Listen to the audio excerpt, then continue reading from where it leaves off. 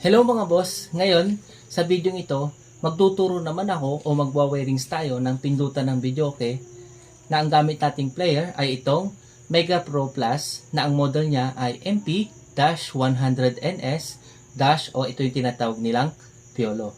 So ituturo ko din sa inyo kung paano magbasa ng wiring diagram na kagaya nito.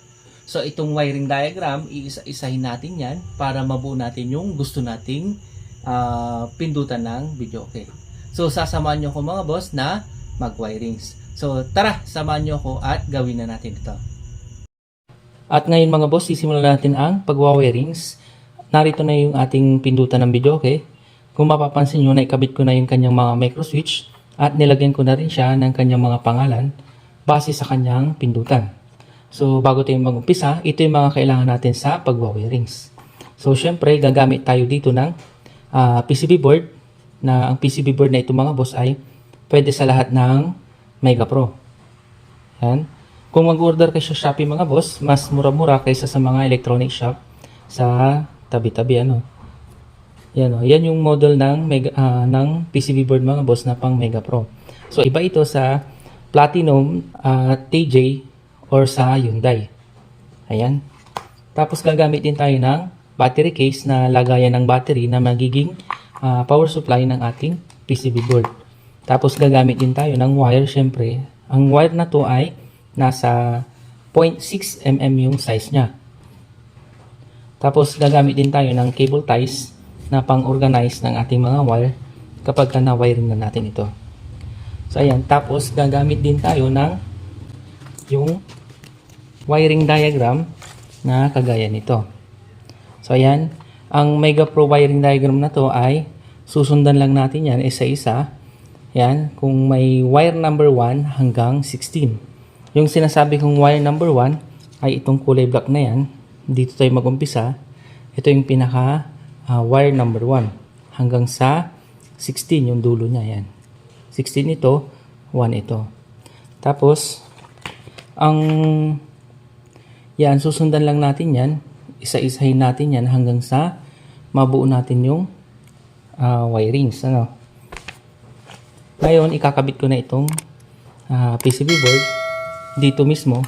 Kailangan ang pagkabit nito mga boss ay yung kanyang sensor ay nakaharap sa karaoke player.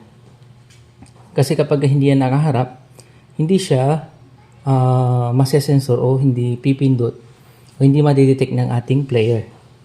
Ayan. Parang remote control lang ito na hinaharap natin sa may TV mismo. Yan. Gagamit ako dito mga boss ng ganitong parang hose lang na kinat ko na magsisilbing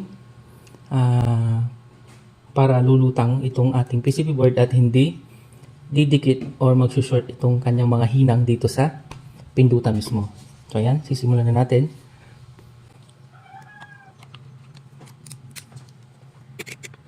Ito natin ikakabit sa gitna.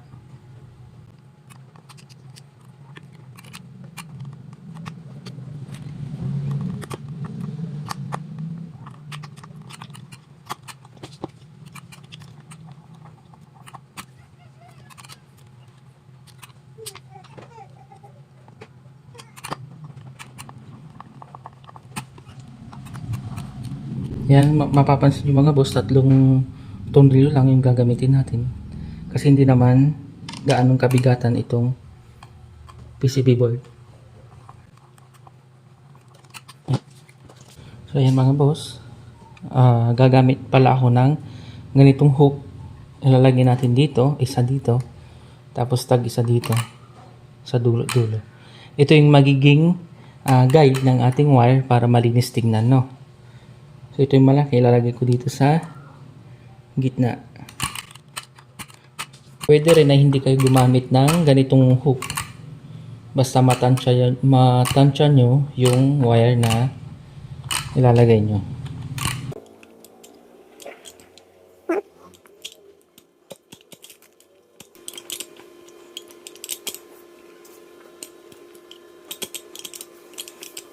Yan. So, yung una natin dyan mga boss ay yung wire number 2 kasi wala tayong wire number 1. So, ang wire number 2 ay ilalagay natin sa 3. Okay.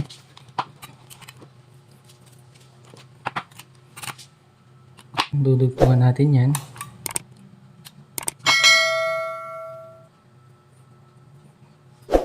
Lagyan natin ng hinang para hindi basta-basta matanggal. So, tapos lagyan natin ng electrical tape para hindi basta-basta o hindi mag-short sa ibang wire.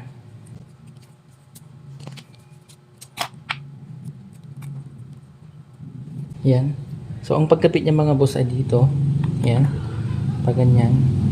Ito yung 3. So, nga pala mga boss, ang pagkabit sa ating micro switch ay pwede natin unahin sa baba. Kung sa baba lahat ang una, syempre lahat mauna ang baba. Pagka sa taas dito, pwede rin naman dapat unahin nyo lahat ng taas kapag inunan nyo yung taas. So, ganun lang. Ang pagkabit niyan mga boss, hindi nyo pwedeng hilain o ibatak ng ganyan. Kasi kapag nagka-problema ang micro switch ay maghihilaan kapag nagpalit tayo nito. So, ganito lang. Hindi lagyan nyo ng allowance, no? Ito.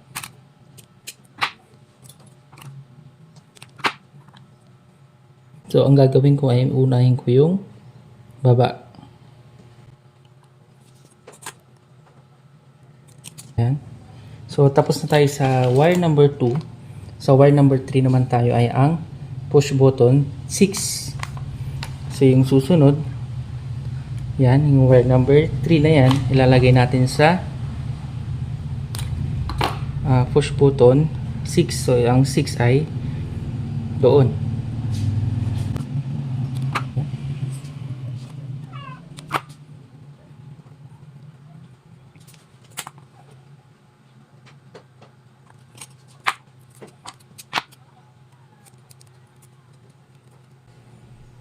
Yan. Ang paggawa niyan mga boss dito sa hook. Tapos, papunta din sa may 6. Ayan. Ganun lang.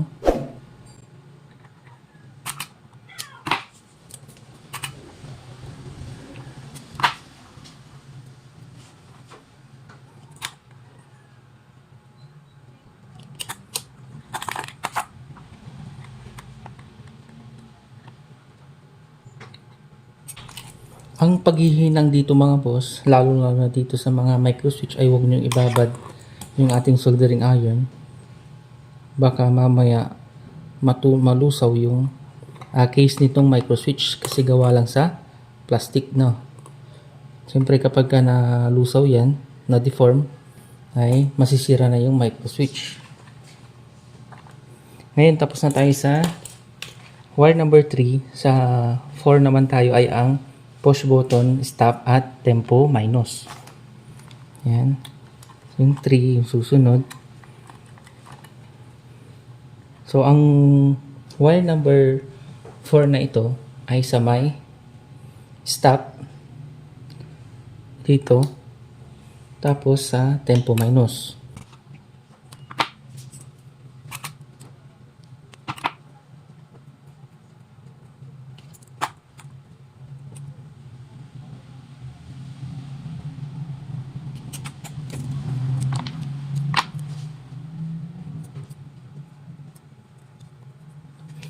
Yan.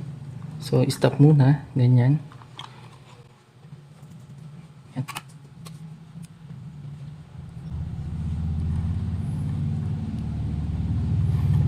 Tapos, tansyahin natin. Putulin na natin.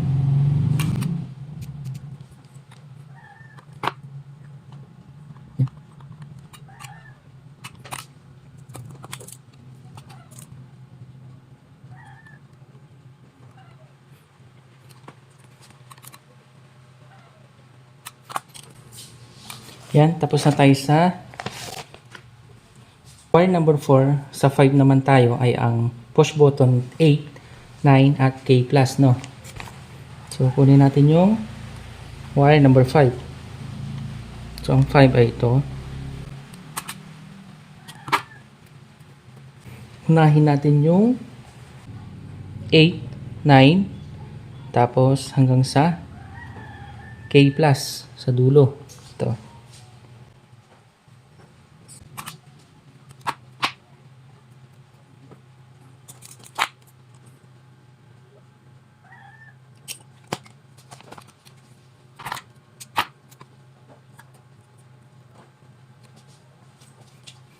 Yan. So, gagawin natin dito mga boss ay ikot natin ng ganyan. Tapos, unahin natin yung 8. So, ayun. So, ito yung 8. Yan.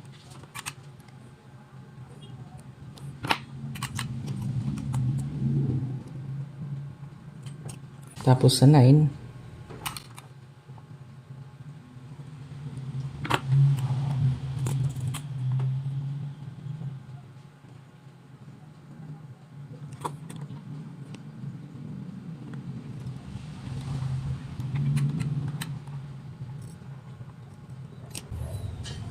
Tapos sa may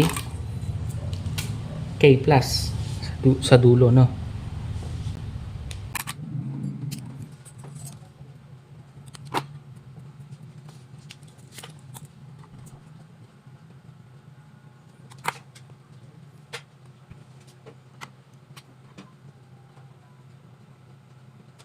Yan. So tapos na tayo sa wire number 5. Yan. So, wire number 6 naman tayo ay ang 0, BGB, K minus, tempo plus, at yung play at reserve, no? So, yan. Kunin natin yung wire number 6.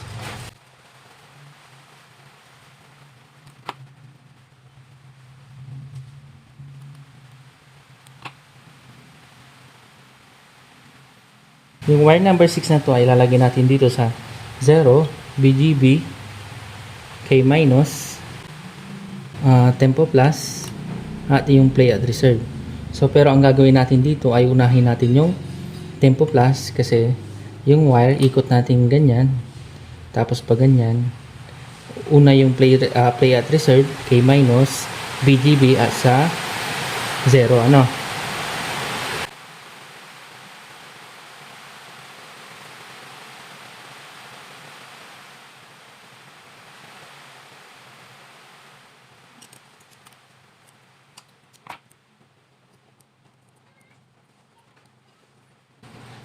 Yan, so ilagay muna natin dito. Tapos, ganyan, ikot ng ganyan. Dito muna sa tempo plus.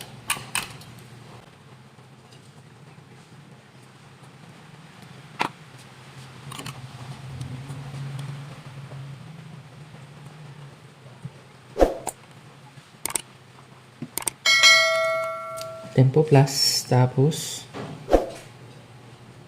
yan, so lagyan natin dyan sa may play at reserve.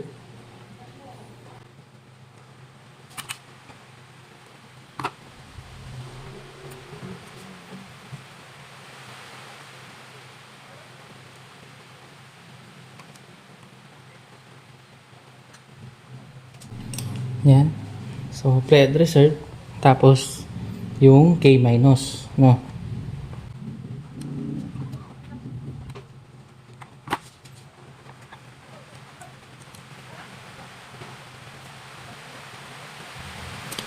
Tapos sa may BGB,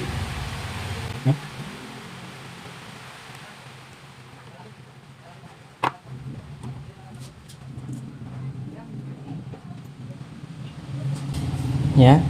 Tapos sa huli yung 0 dito.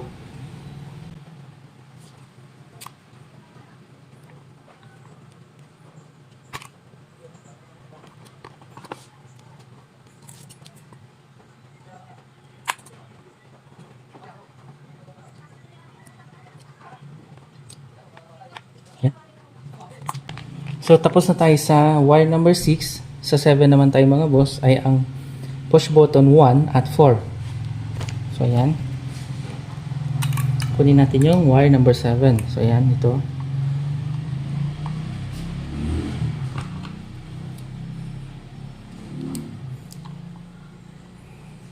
Kasi mauna sa board o malapit yung push button 4 dito. Tapos sa 1, unahin natin yung 4. Dito.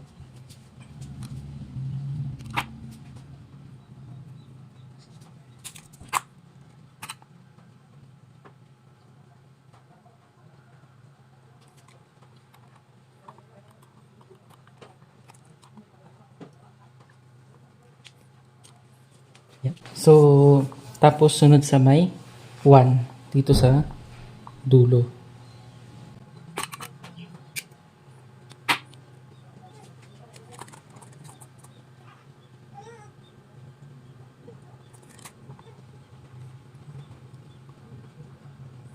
Wire number 7. Sa 8 naman tayo ay ang 2, 7 at 5. 5 tapos sa 2. Tapos ikot ng ganyan sa may 7. So dito. Yan. So kunin natin yung wire number 8. Ito na yung 8.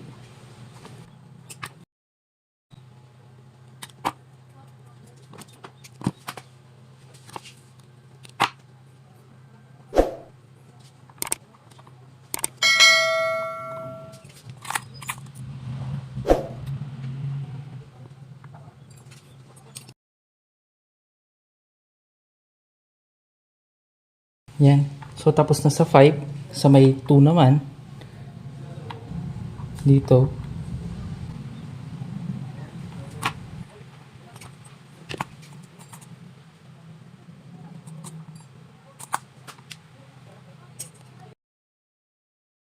Yan. Tapos, sa may 7. Yung huli.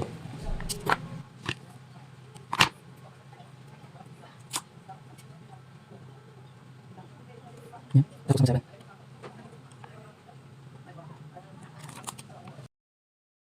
Tapos na tayo sa wire number 8. So, sa 9 na tayo, no? Button 7.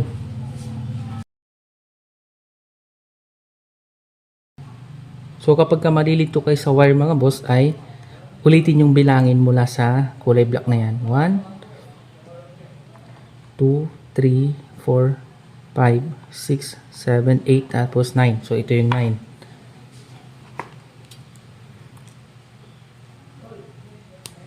Ang 9 ay sa may 7 agad, no? So, doon. So, ito sa taas na kasi mayroon na yung sa may baba. Pero kapag nasa taas na kayo, tingnan nyo lahat ng micro switch. Kung yung baba nila ay mayroon ng wire na nakahinang. Pero kapag wala pa, ayun, medyo nagkamali tayo doon pag walang nalagyan na baba ng micro switch. So, yun, tingnan natin yung una. Ito, meron na. Ito rin. Ito. Yan. Yan. Meron na rin. So, yun, kompleto na siya. Wala na, hindi tayo nagkamali sa pagwa-wirings.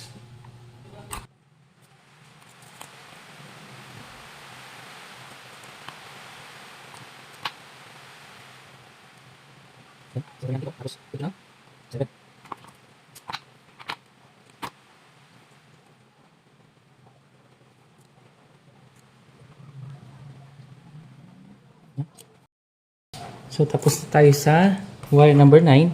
Sa 10 naman tayo ay ang push button 3, 6 at tempo minus. Ayan, kunin natin yung number 10. So, ang 10 na to ay sa may 3 dito sa taas, tapos 6, tapos tempo minus doon sa dulo.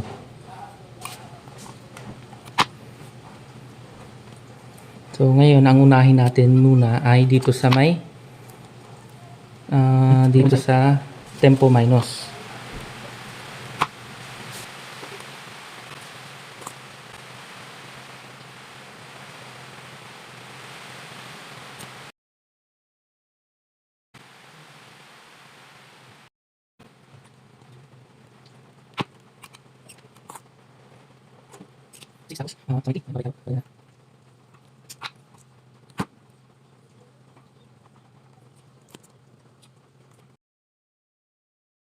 So, tapos na tayo sa wire number 10.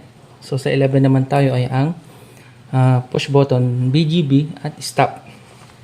So unahin natin yung stop dito sa taas. Yan, dito. Tapos ikot ng ganyan sa may BGB. So kunin natin yung wire number 11. So ito na yung 11.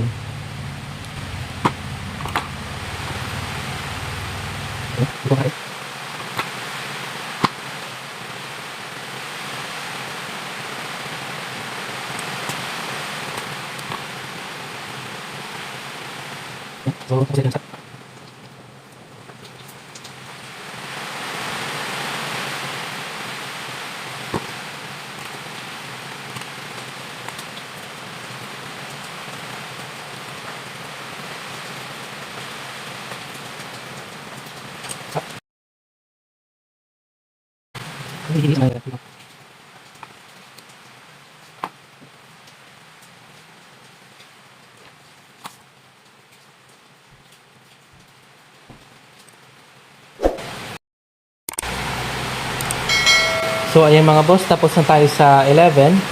Sa wire number 12 naman tayo. Ayun, so ang wire number 12 ay wala. So lalagpasan natin yan. So punta na tayo ng 13. So yung 13, wire number 13 ay push button tempo plus. Ayun. Ito yung 12, so wala ito. Ito. Sa 13 na tayo, ito. So tempo plus dito sa may dulo.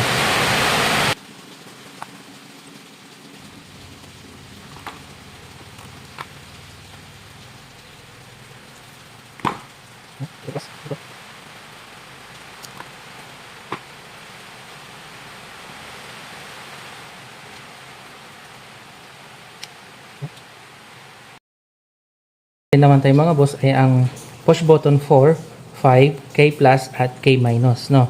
So unahin natin ang 5. So dito yung 5, 4, K plus. So yung K plus doon sa dulo, tapos yung K minus. Pero ang gagawin natin, una ang 5, 4, tapos ikot ng ganyan, K minus at K plus, no? So, kunin natin yung wire number 14.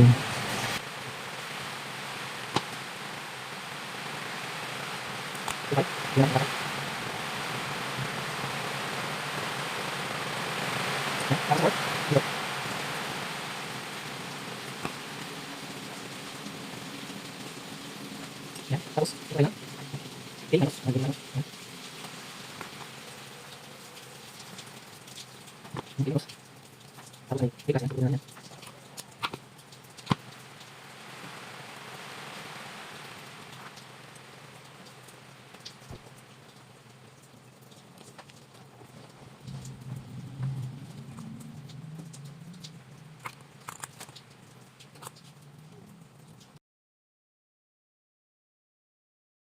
timan naman tayo ay ang push button 9 play at reserve, no? So kunin natin yung pangalaw sa dulo, tapos connect natin sa may play at reserve muna, unahin natin, tapos papunta ng push button 9.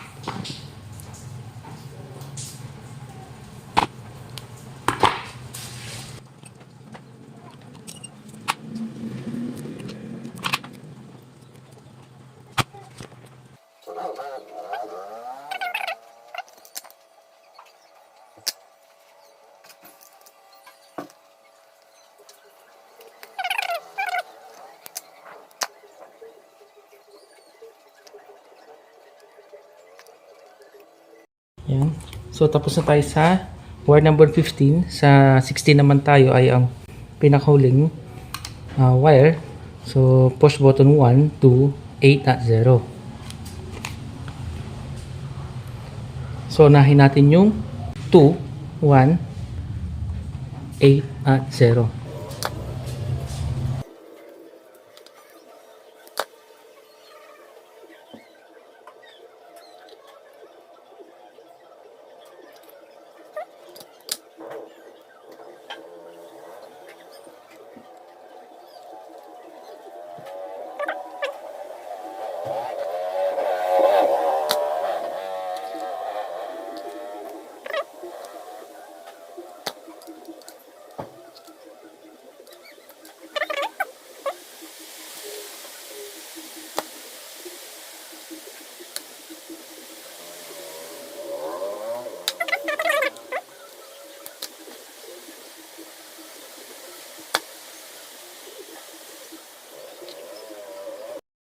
So, okay na ito mga boss. Ngayon, kakabitan na natin ng battery case.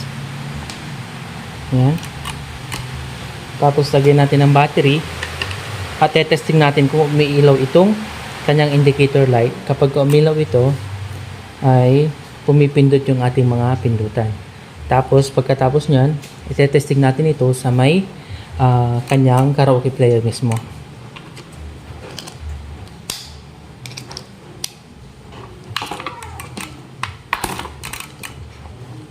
Yan. Isa-isahin natin ito ipindot. Mga boss. Yan, ito. Yun, may ilaw.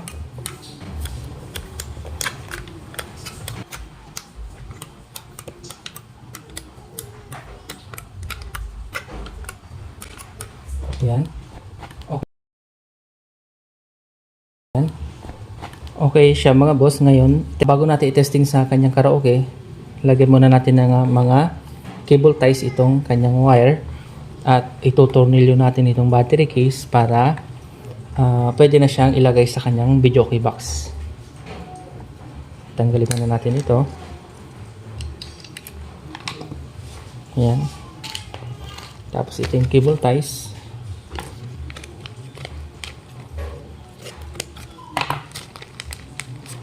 Ilagay muna natin yung kanyang battery case.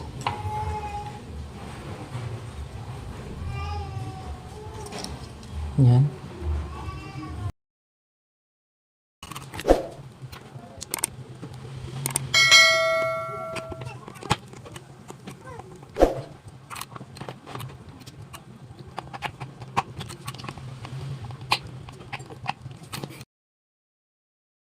Yan.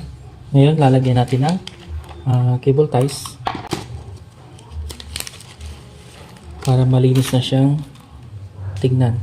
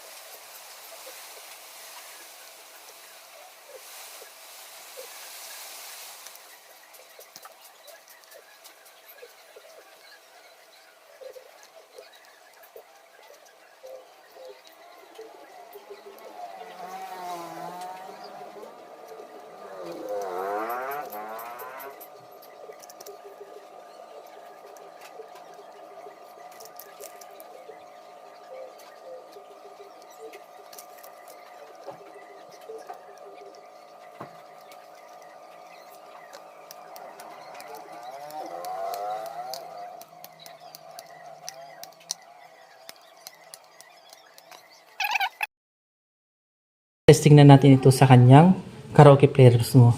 So, testing na natin ito mga boss. So, ayan mga boss, ito na yung ating pindutan ng videoke na winirings natin. Ngayon, ite-testing natin ito sa ating videoke machine mismo. So, magpipindot tayo ng 1 to 9 at 0, tapos yung kanyang BGB at magpiplay tayo ng music. So, ayan. 1, 2, 3, 4, 5, 6, 7, 8, 9, 0. So, ulitin lang natin mga boss. 1, 2, 3, 4, 5, 6, 7, 8, 9, 0. So, ayan. Tapos, yung kanyang background video.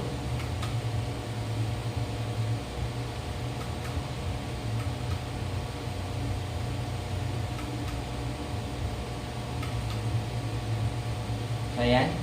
Ngayon, magpi-play tayo ng music, pero hindi ko ipaparinig mga boss, baka tayo ay makapiright sa ating YouTube channel. 6, 1, 1, 0. Ayan. Tapos try natin mag-reserve ng kanta.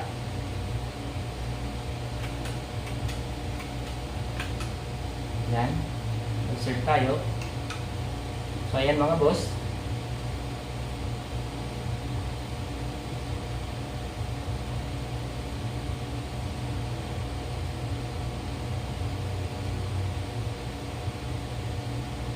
So, ayan, okay na ang ating pindutan ng videoke mga boss. So, salamat sa inyong muling panunod sa aking tutorial videos. So, hanggang sa muli nating video mga boss. So, salamat and God bless.